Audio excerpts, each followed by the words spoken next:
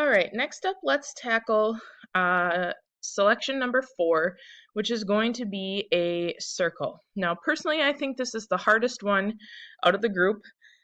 It might look the easiest, but it's kind of tricky. So let's get our zoom tool out first and zoom in on our circle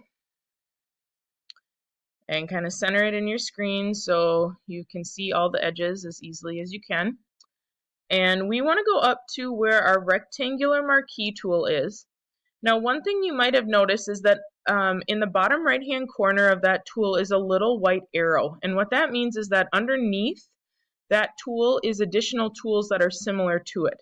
So if you click and hold on the rectangular marquee tool, it's going to pop open this little selection box, and you'll notice that there's one for an elliptical marquee tool. So go ahead and select that. And the first thing I want us to do is just kind of play with this so you can see how it works. What you're going to notice is that if you were to try to click on one of the edges, like we've done before with our rectangular marquee tool, and start to pull and drag, you're going to notice that you can make a oval, you can try to make a circle, but that we have a marquee that it's what we call unconstrained. So no matter where you pull your mouse to, it's going to kind of change its shape based on that. So really, if you look at our circle right now, it's pretty much a perfect circle. And what you're going to notice is that if you hold your shift key down when you're using the elliptical marquee, it's going to make a perfect circle. So I'm holding my shift key down right now, and if you notice, when I'm pulling and dragging, I don't ever have the chance to make an oval right now. All it's making is a perfect circle with my marquee. But even that still right now is not going to be helpful for us. So I'm going to let go of my mouse. It's going to make a marquee, and I'm just going to deselect because I don't want that. If you noticed, we have this white square pixel in the middle of our circle here. And this time what I want you to do is hold your Alt key down and position your crosshair over that little white square. Holding your Alt key, click and drag to see what happens with this one. So notice that's what's happening now is that we are going outward from the center. And notice though that we have our unconstrained circle back. So I could make an oval, a skinny oval. I can make a circle if I get it at just the right angle. And you can try, see how close you can get with this. I'm going to say it's going to be kind of tricky. You're either going to be a little shy on one edge or a little over on the other. So notice though that we can start from the middle if we hold our Alt key down. So those of you that have maybe put this together, our best bet is that we are going to start from the center, and we're going to hold both our Shift key and our Alt key down as we do this. So remember that when you're using these keys, you have to click on them first. And I know you can't see this because it's a video, but I'm going to hold my Shift key down now and my Alt key, and then I'm going to click with my mouse and drag, and we're going to see if we can get a decent circle here. And like I said, this is the toughest one out of the bunch. So if it's not perfect and you're shy of a little bit of selection, don't worry about it. I'm going to do my second one here, and wherever I kind of end up with this guy is what we're going to go with, because that's going to be the easiest bet. So you can see that I have a little bit here that's missing. I'm not going to get too finicky about this just because it's the practice round. So don't worry if it's not perfect. I'm going to let this be and move on here. So I'm going to double click my hand tool. Go ahead and grab my move tool. And I'm going to move my circle into place here. And you're going to notice, because it's not perfect and I left a little bit, that we're just going to try to line it up as best as we can. And there's going to be a little bit of a white area here. And that's okay. Like I said, it doesn't have to be perfect. We're just practicing right now. So you can try to line it up as best as you can. and then you can deselect and let it be. Because you could spend 10 to 15 minutes just trying to get that perfect circle. And like I said, I think it's one of the hardest ones that we do, so don't worry if yours isn't perfect. We're going to go on to our next one here, which is going to be number 5. The next tool that we are going to attack is our number 5, and we're going to use something called the lasso tool. So if you look right underneath where we had our elliptical tool, you can see what looks like a little lasso, which is a little circle with a little tail here. Think cowboy and wrangling of bull or cows or whatever they're going to use that for, but that's the lasso tool. And again, remember, if you hover over it, Photoshop is going to tell you what it is. So that's our lasso tool. Let's go ahead and zoom in real quick on number 5 and get that kind of centered in our screen as best as we can. Now again, with this one, it is kind of finicky. What we do with the lasso tool is a free-form selection maker. So essentially we control it, whereas the rectangle only makes rectangular squares and the elliptical only makes circles or ovals. So with the lasso tool, we call that freeform, which means that we are in control of how the selection is going to look. Now again, I would highly recommend that you use your mouse for this, because doing it on the mouse pad, which is what I'm going to attempt to do, is going to be kind of tricky, okay? Because you have to click and hold down with your thumb while still trying to make that selection on the mouse pad. So it's just way easier if you use the mouse. I would highly recommend that. So you need to choose where you're going to start. I'm going to start on the black and yellow mark up here because I like to start things on the left, but you could start down here.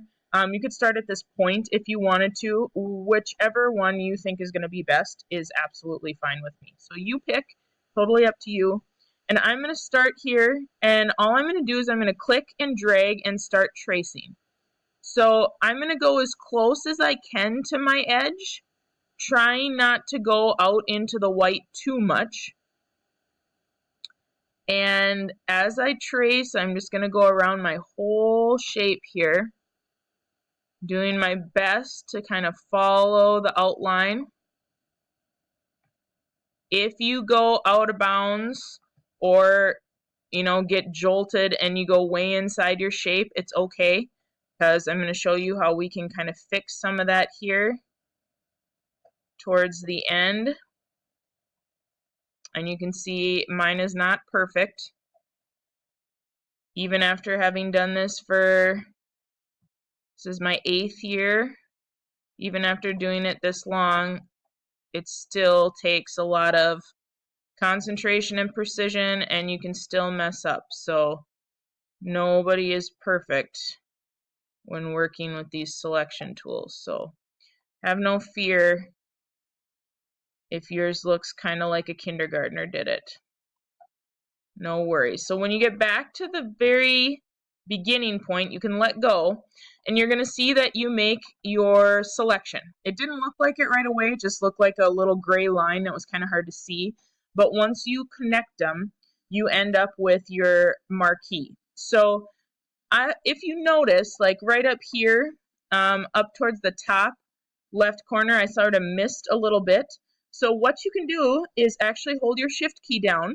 Remember, shift adds to a selection, and you just can kind of start and kind of retrace there, and then you just have to go back and connect where you started to, and it's going to add to that selection. So kind of look at some of the places where maybe you missed a little bit.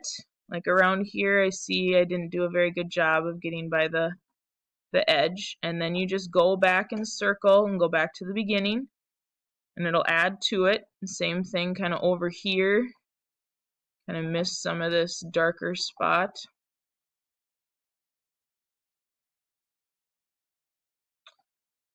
And I'm trying to look here. I didn't do too bad of a job of going outside of my lines, but let's just say like up here there's a little bit of a white spot. If you need to take away because you went out into the white, you just have to hold your Alt key down, and then you make the little selection that you want to get rid of and let go, and it gets rid of it. So Shift, add to, Alt takes away. When you are happy with how your selection looks, and like I said, if it's not perfect, that's okay, it might not be. Double click your hand tool, and then grab your move tool, and we're going to move this shape up and over into its spot. And like I said, it might look good. Maybe you have excellent dexterity and hand control, or yours might look like a little bit like mine, and that is a-okay. So just try to line it up as best as you can. And when you're as happy as you can be with it, deselect, and you can see my little white outline. You can see I left some around here. No big deal. As long as we get the general idea and the shape in there, we're going to be happy with that. Number 6 is next. Number 6, we're going to work with a tool that's called the polygonal lasso tool. And it functions the same way the lasso tool does, except it does so with straight lines. So we're going to do that with number 6. Let's go ahead and zoom in on 6 first, so that we have that ready to go. And you can't zoom in very far because it's kind of a funky shape. It's going to take up a lot of your screen. And then let's go up to where our lasso tool is again. You see it has the little white arrow. If you click and hold, you're going to see that there's the polygonal lasso tool. The second one, that's the one we're going to use. Go ahead and click on that. And you're going to see that your cursor changes to a little lasso, but it's got straight lines. Similar to what we have done before, this one is just clicking. It's like playing connect the dots. So if you ever did that when you were younger, you want to pick a starting point and click, and then you're going to see that it's got this straight line attached to it. So go, and you're just going to click in all of the points. You do want to try to line it up as best as you can with the edge of your shape. And you're just going to trace the outline.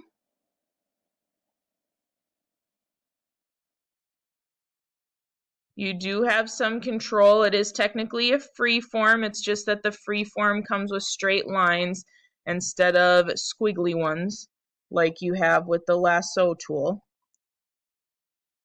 And I just continue to trace around this shape, clicking at each point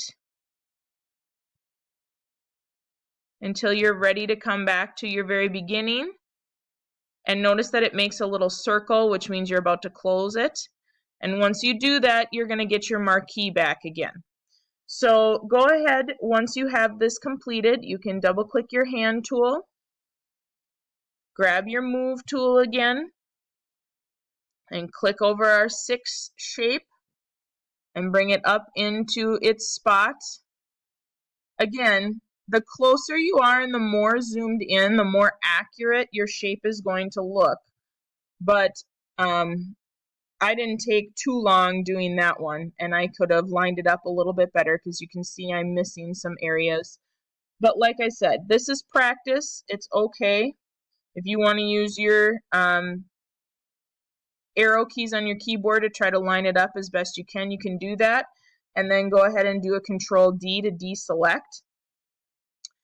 And we are almost done with our puzzle. We have one more shape to do, which is number 7. But we're going to have to do that in the next video because I'm running out of time on this one. So hang tight. You can do a Control-Save if you want to, because we did save this in the first lesson. So do that, and then I'll be right back, and we'll do number 7.